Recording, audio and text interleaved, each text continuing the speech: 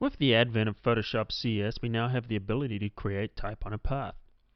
This is one of the most requested features as far as graphic designers go in the new release of Photoshop.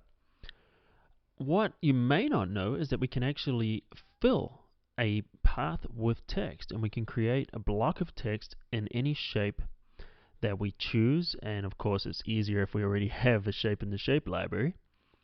So what we're going to do first of all is we're going to create a shape. So we'll go here under the custom shape tool. Notice under the options bar here you'll see an option that says shape. Click on the little arrow and our library will open. If this is the first time you've opened this library, you'll probably just have a few lines worth of shapes. Just click the arrow up here and you'll notice that there's different types of shapes here. These are all the shape libraries that ship with Photoshop, and you can just click all to add them all. You have three options here. OK, what that will do is we'll delete all the shapes in your library and replace them with the ones you're loading. Append is the option you would probably use. That preserves what you have in the library and adds all the other shapes that you're loading to what's already there. In this case, we're going to push cancel because I already have the shapes. And choose a heart. You'll notice there's three options up here in the options bar. We'll just click to close that window. Just click anywhere away from any tools. We've got three options here. We have what is called a shape layer. The second one is what is paths, and the third one is fill pixels. If you choose fill pixels, it's just the same as painting with a brush. In this case, we're going to choose path, and we're going to create a heart on here. So we'll just start at the top left and then just click and drag down. Notice that the shape can get all funky and it could be all kinds of shapes. To constrain it, just hold down the shift key and that keeps it how it was intended. If we want to reposition this while we're drawing, just hit your thumb on the space bar and notice that we can move the whole shape around. Release the space bar and we can resize. So we're just going to create a heart right there. Now let's choose a text tool or the type tool. For the color, select red. Nice romantic red there. Alright, let's choose a different font. Well, actually, Futura, I kind of like Futura. You can use Times New Roman or Arial or any type, it doesn't really matter.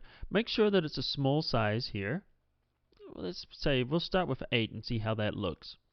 Now notice when you move the mouse cursor over these paths that it begins to change.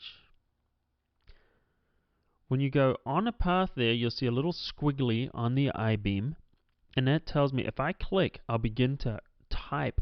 Text will begin to wrap around the edges of this path and follow this path. But if I move it inside the shape, notice the little brackets on either side.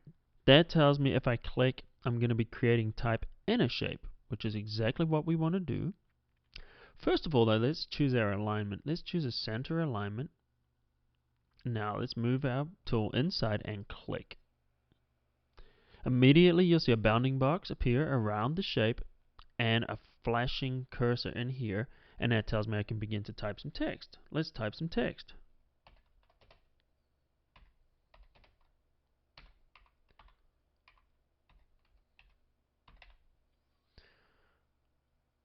And why don't we spell it correctly while we're at it? Be my Valentine. Alright, I'm not liking that bold too much. Let's go for a light. Condensed will actually look pretty good. What we're going to do now is we're just going to copy this type. Notice we've just selected it. Just hold down the Control C or Command C on the Mac. Put a space in there and then push that, copy the text. Now push Control V, or Command V, and that pastes. So put another space in there and then paste. Put a space and paste. It could take a little while to do it like this. So what I'm going to do is show you a little shortcut.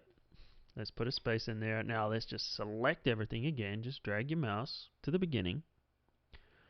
Now let's copy it again. Control C, Command C on the Mac. Now to paste it is Control V again, or Command V, and we'll just paste it a few times. Now we're pasting a larger block of text. It'll save us a little bit of time here. And now we'll just wait. I'm going a little bit faster than my computer right now. There we go. Let's do another couple more. Perfect. And to apply this, we can click the little arrow up here on the options bar, or the move tool. Now all we need to do is just click away from this layer, and the path will be hidden. And there we go. We have text in the shape of a path.